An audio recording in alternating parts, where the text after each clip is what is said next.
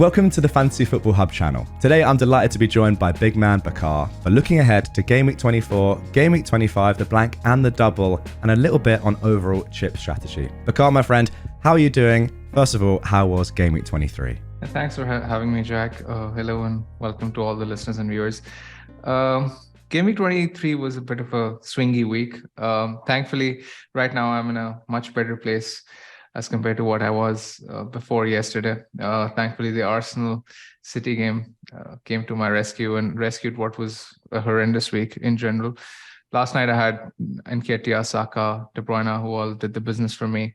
But the weekend, especially Sunday, was infuriating as someone who benched Shaw. And, United should have conceded. They, had a XG conceded of nearly 2. Leeds just didn't convert their chances, and then Shaw got that assist. And I didn't have Mahrez, which is again something which wasn't great. And it was just one of those things where luck came into it because he took a penalty for no apparent reason, just because Haaland took a kick, had a bit of a knock, so Mahrez stepped up when it actually could have been even Rodri.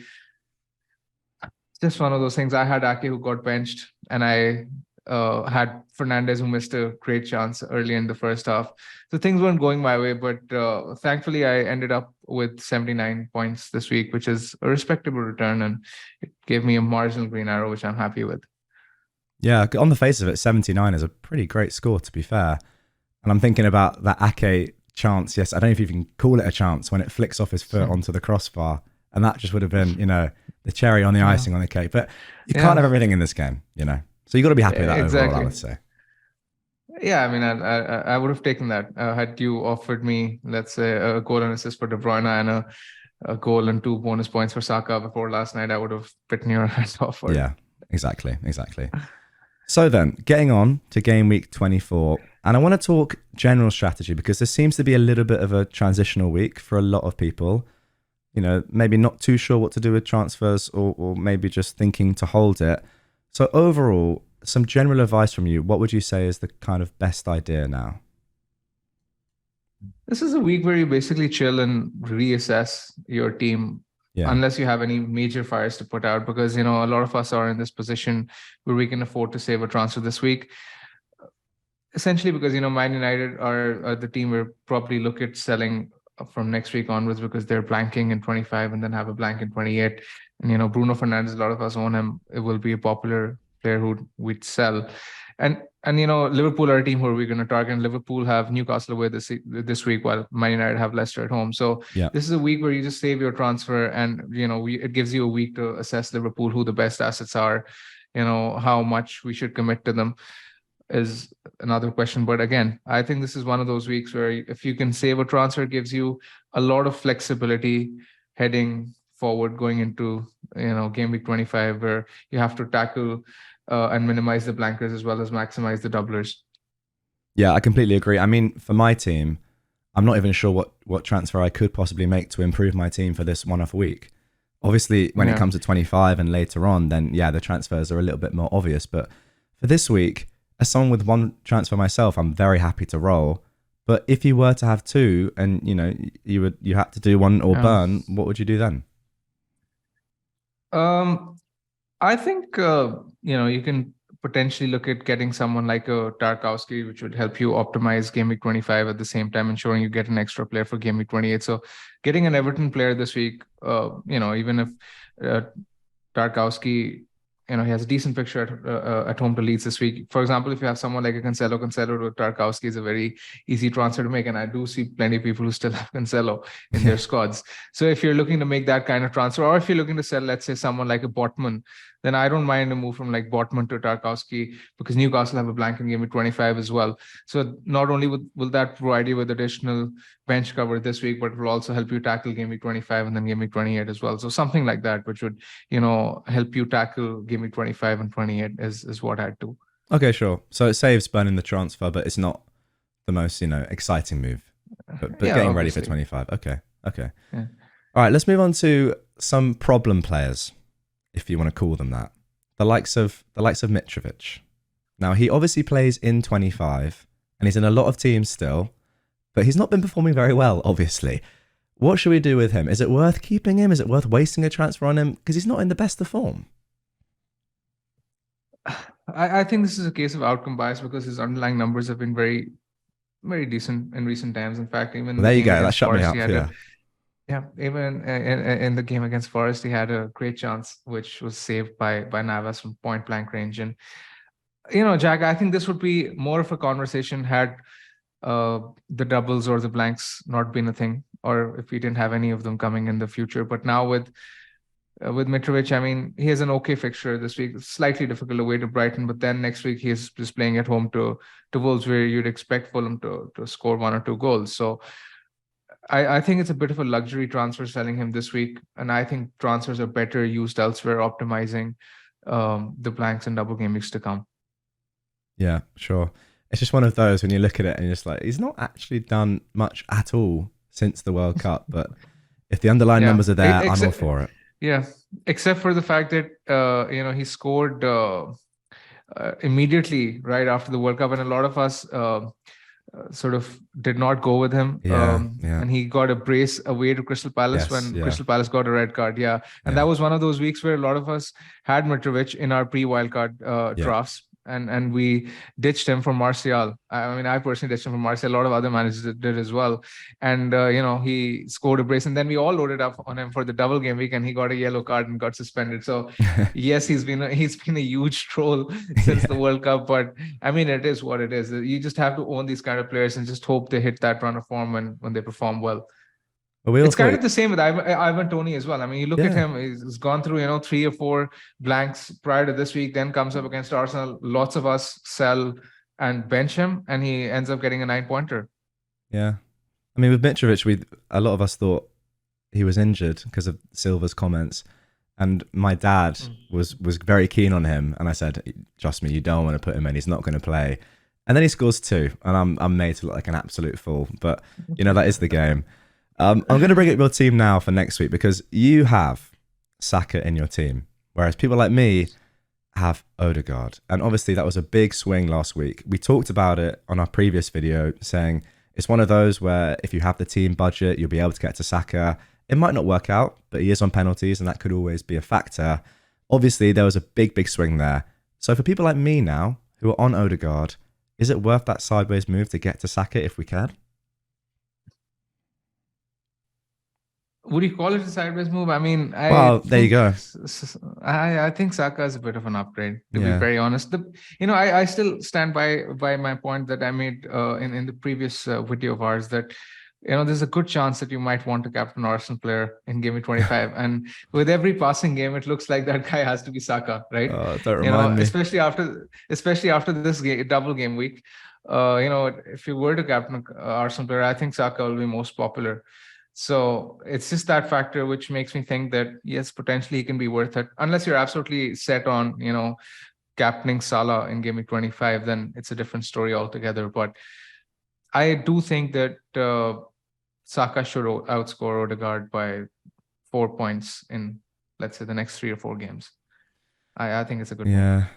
Unfortunately, I can't help but agree with that. But it's a shame. Anyway, let's talk some other teams that have upcoming fixtures that are great. As you mentioned Tarkowski already, how about Wolves defenders as well?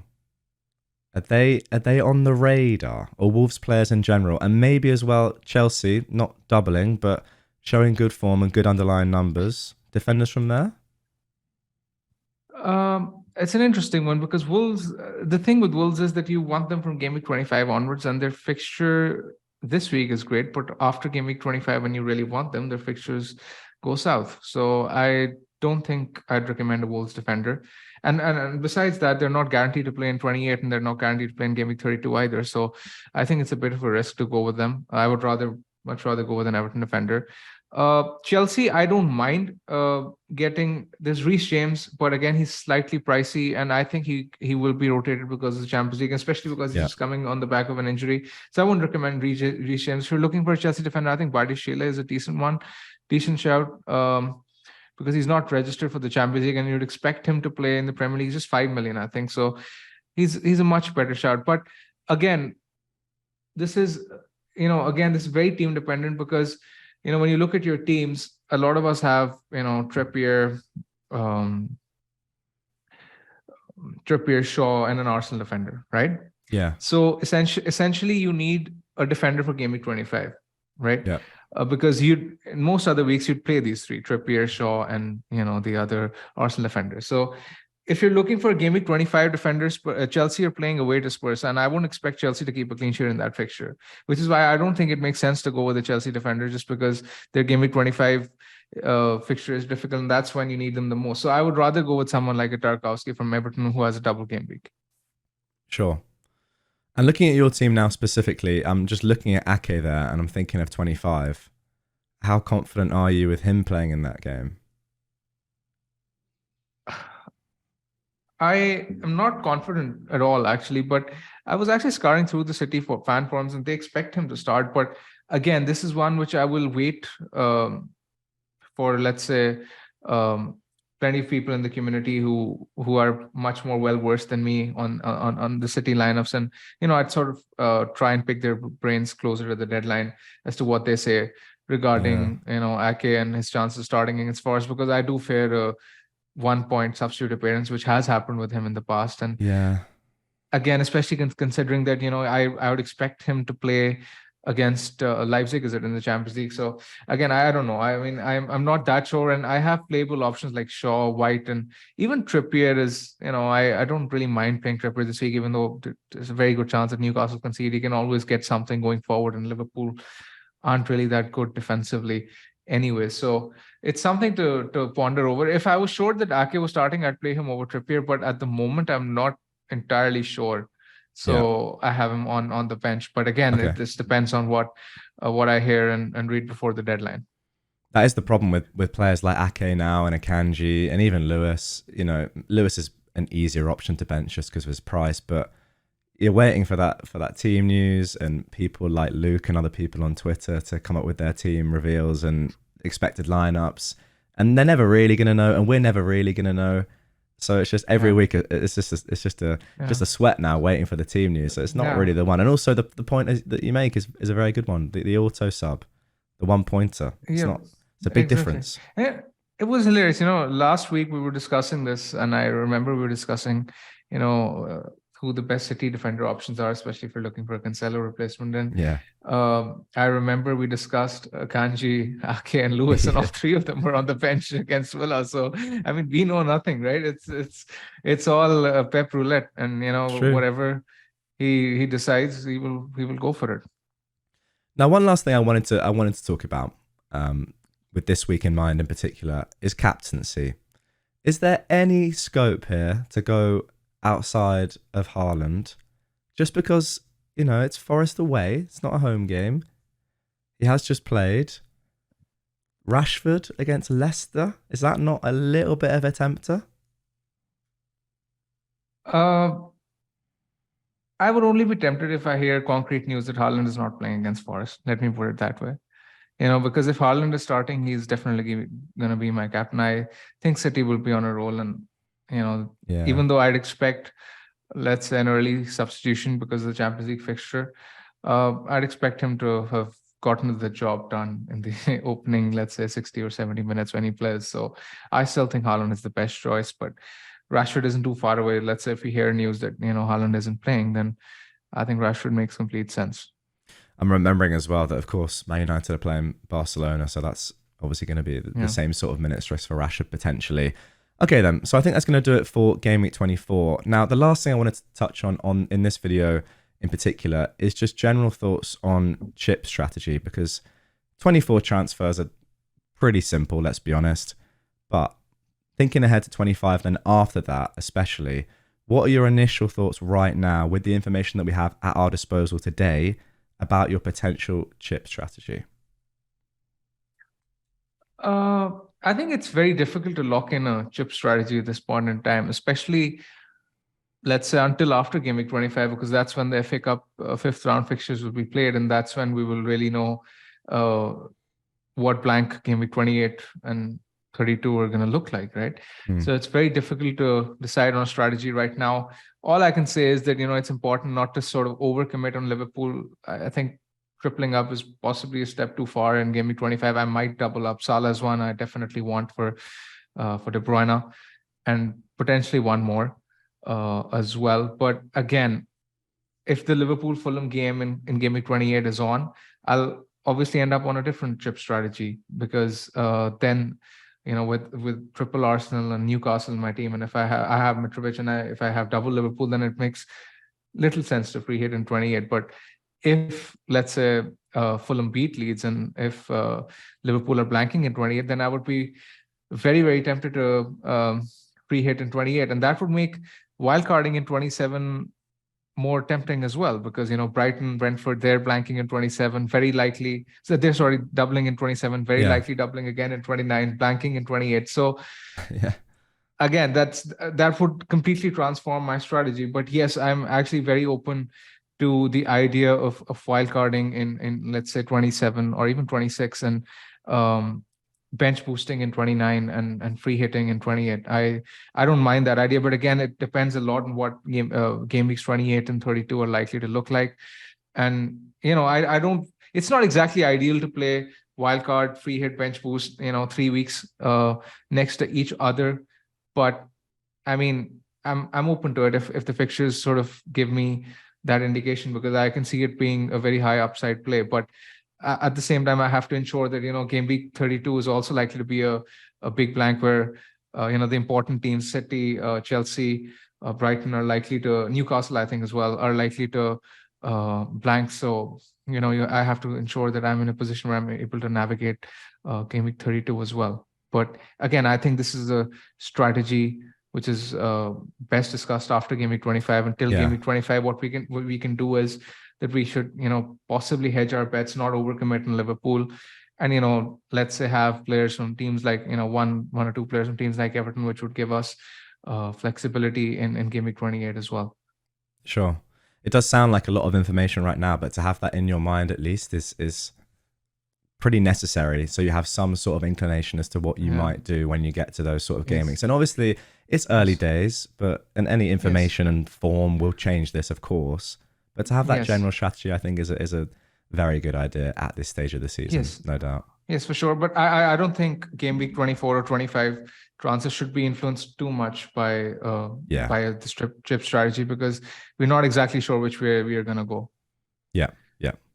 Very reasonable advice there, I would have to say. So as for your team, if people do want to check it out, the final team reveal, that'll be on the Hub website on Friday. Is it Friday that you post your team reveals? Yes, that's right. That's right. The link to that is down in the description as always. With that all being said, I hope we've given you, well, I say we, definitely not me, Bakar has given you some good insight into this week, but more into the upcoming weeks, getting you prepared for the crucial part of the season. And with that all being said, guys, that is going to do it for this one. Bakar, thank you as always, and we'll see you next week with 2 special videos.